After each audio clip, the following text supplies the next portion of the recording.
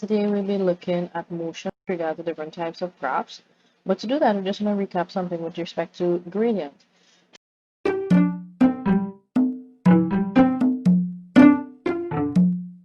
And our gradients, we have four main types that we covered last day. Of course, this is our positive gradient, our negative gradient. Horizontal line gives us gradient equals 0, and a vertical line gives us gradient, which we say it's infinitely large. Say infinity, or we say undefined. And with respect to that, just to recap again, since we're on our topic of recapping, gradient, of course, is given as a change in y, which is our rise, over run change in x. Formula given, therefore, it's y2 minus y1 all over x2 minus x1. Please make sure this is 1 point. Each subheading should be the same point. All right, so let's begin.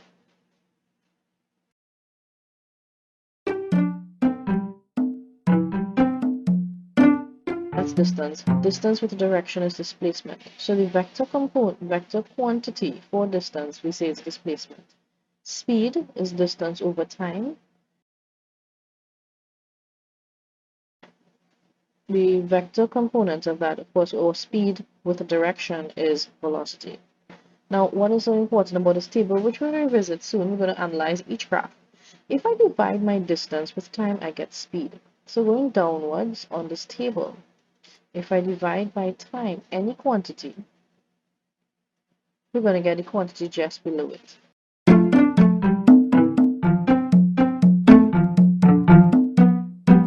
Distance divided by time is speed. Displacement divided by time is velocity. Velocity divided by time, or change in velocity over time, is my acceleration. So if you divide by time, each of the quantities on this table, going downwards, of course, on the table, is going to give us the quantity just below it.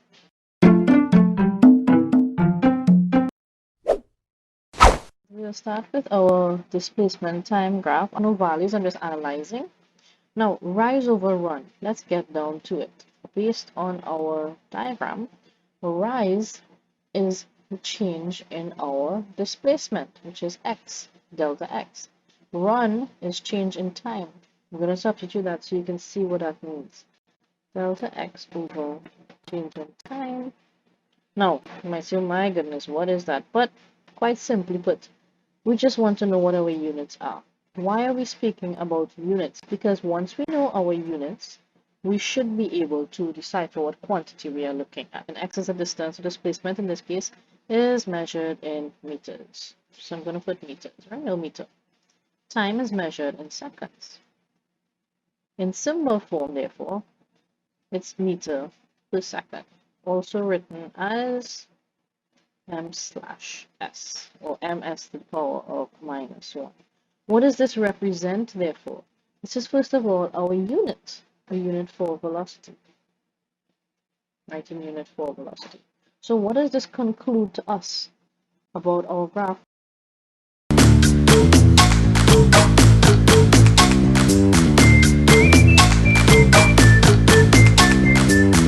That's my gradient, first of all. So I'm going to use this point right here. That point is labeled as 0, 1. Remember, don't forget how we find gradient. Then we use this point up here.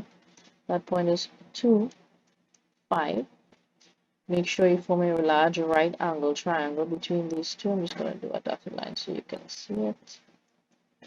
And how about we label our points? In labeling, we get x. Let's find our gradient. Okay. And again, it's y2 minus y1. This is where our mathematics will not fail us. Over x2 minus x1.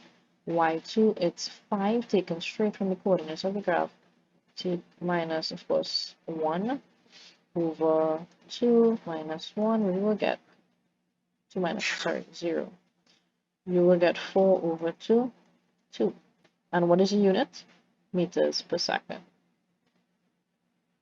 Why? Because meters per second is a unit for velocity. So what is a velocity therefore? We say therefore our velocity is 2 meters per second.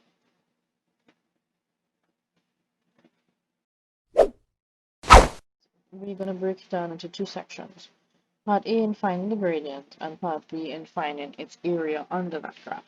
Let's look at finding the gradient first of all. Now, once again, we're going to use our rise over run. Our rise over run. I just want to use rise over run so that we can make sure and understand our units. Alright, so what is rise in this case? It is, we said rise, radiant is rise once again over run.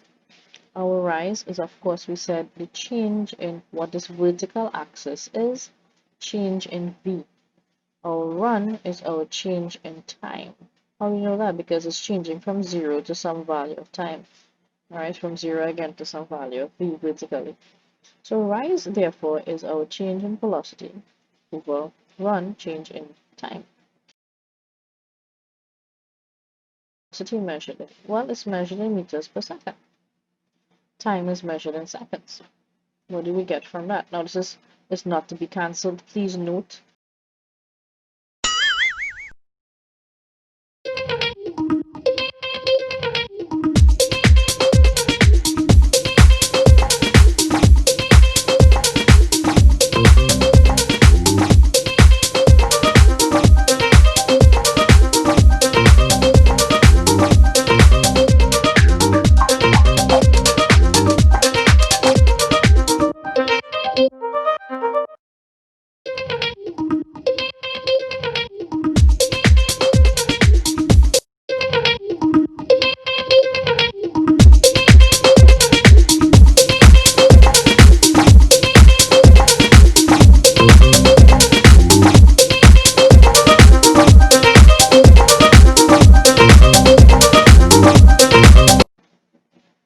These,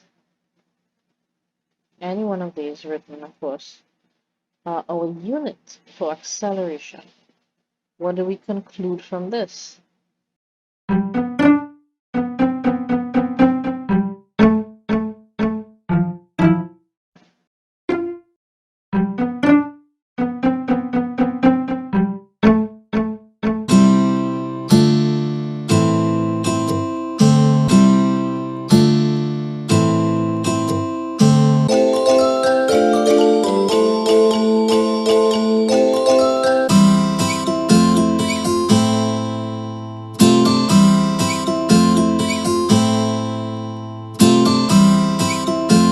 How do we know it's 1 meter per second squared? Because we already iterated that our gradient of our velocity time graph is acceleration. So therefore, we say acceleration, symbol common A, it's 1 meter per second squared. Pretty straightforward. We do have another component, however. Another part of this graph is actually a constant velocity. This value is not changing as time passes. What does that mean? What can I find from it? I can calculate the area. This is, of course, V. This is, of course, our time value. So what do? Area under the graph, in this case, is area of this rectangle. Whatever shape you have, you find the area of it. Alright, and of course, let's look at velocity, therefore multiply by time. At this point, some people may say, well, what is that important for? We will get velocity is measured in meters per second. Time is measured in seconds. We cancel, we will get meters. What is measured in meters? It's displacement or distance. In this case, we take it as displacement. So what does that mean?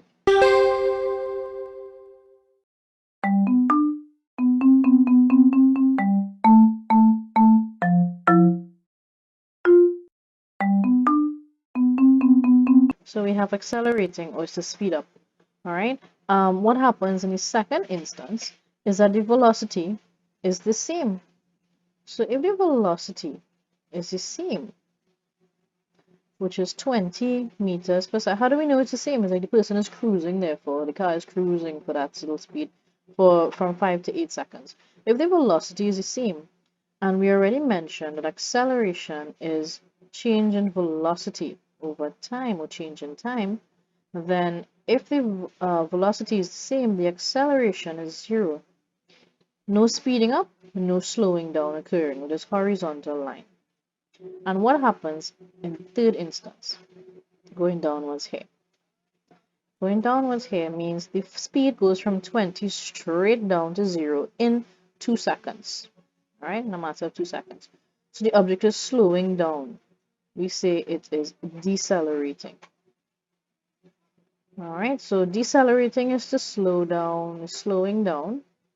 Acceleration is to speed up or speeding up. So these are just an analysis of what we need to know about our graph. Now, let's get down to calculating what we need to. Alright, so we were asked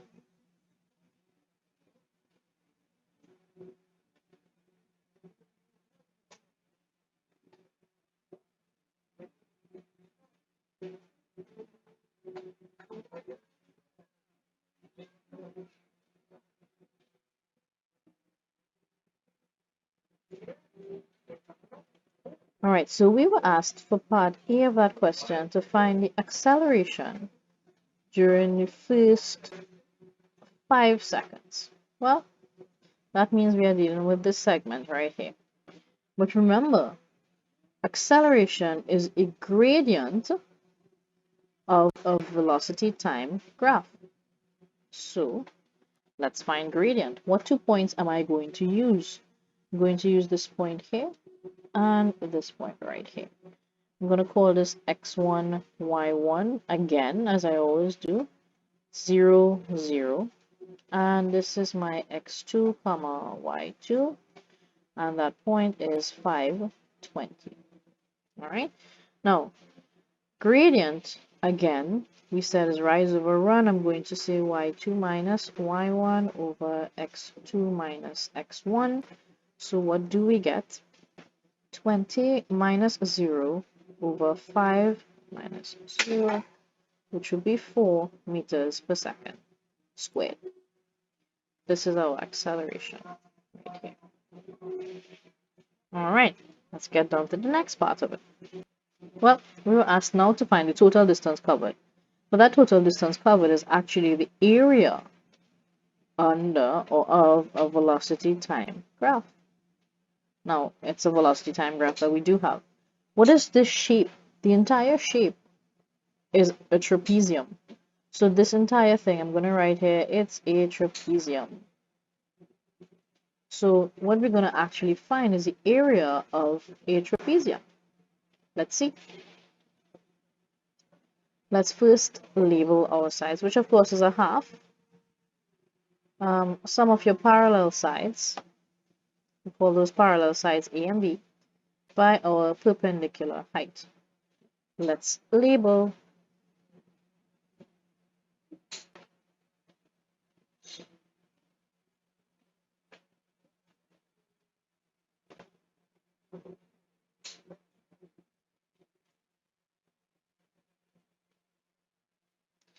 our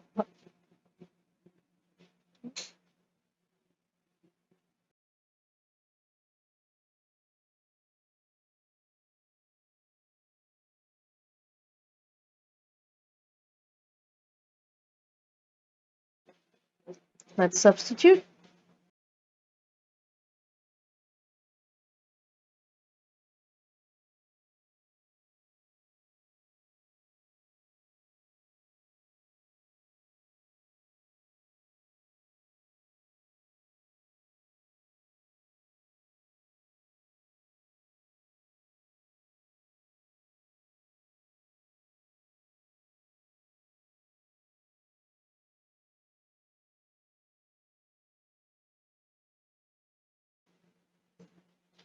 Alright, so another thing to note is that we have an alternative to doing a question like this. We could have found the area of each of the different segments. You have two triangles, and just to indicate what it is, we have a triangle here, we have another triangle right here, and in the middle right here we have a square, rectangle, sorry. We could have found the area of each and add them up and we'd have gotten the same 130 meters. Feel free to leave a comment, any questions you may have for more clarification. Thank you. Acceleration type graph. And our acceleration type graph can give us a specific quantity. Once again, this represents constant, whatever the quantity we are measuring on the y-axis, constant acceleration. So what can we get from this? Once again, I'm going to work out the area using a dotted line to come down to the axis. The area under the graph. It's acceleration time graph. Let's get, this is a rectangle first of all. So let's get our two lengths. Area under over rectangle, it's of course length by width or breadth. So let's put those values in. Our vertical axis is E, horizontal value is T. Let's just look at the units for a minute. So it means therefore length by breadth of course is going to be equal to acceleration multiplied by time if we use those two values, and we stop and check our units. Acceleration is measured in meters per second squared, time is measured in seconds. Using a little bit of indices, we will get meters per second. We met this already. This is our unit for velocity. What does that conclude? Well, the area under a velocity, an acceleration time graph is going to be velocity.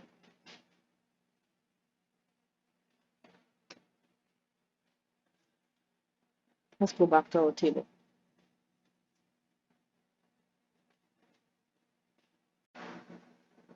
So, in summary, what have we met? We did the vector quantities, displacement time graph, velocity time graph, and acceleration time graph. Those are the three types we have. But let's analyze with the vector quantity.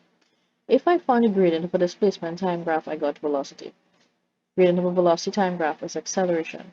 If I find the gradient of each of the corresponding graphs with respect to time, I will get the value just under it. Gradient of a displacement time graph is velocity. Gradient of a velocity time graph is acceleration. And of course, similarly with scalar, the same thing works out. Gradient of a distance time graph is speed.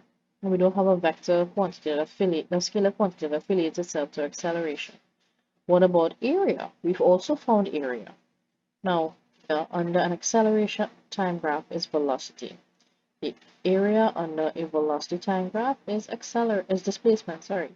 So in going upwards on the same table, regardless of what shape we have, which we'll look at as an example soon, the area under the graph gives us the quantity just above it. The gradient of the graph just below it will give us the quantity just below it. Alright, and this is just in a nutshell what we would have met.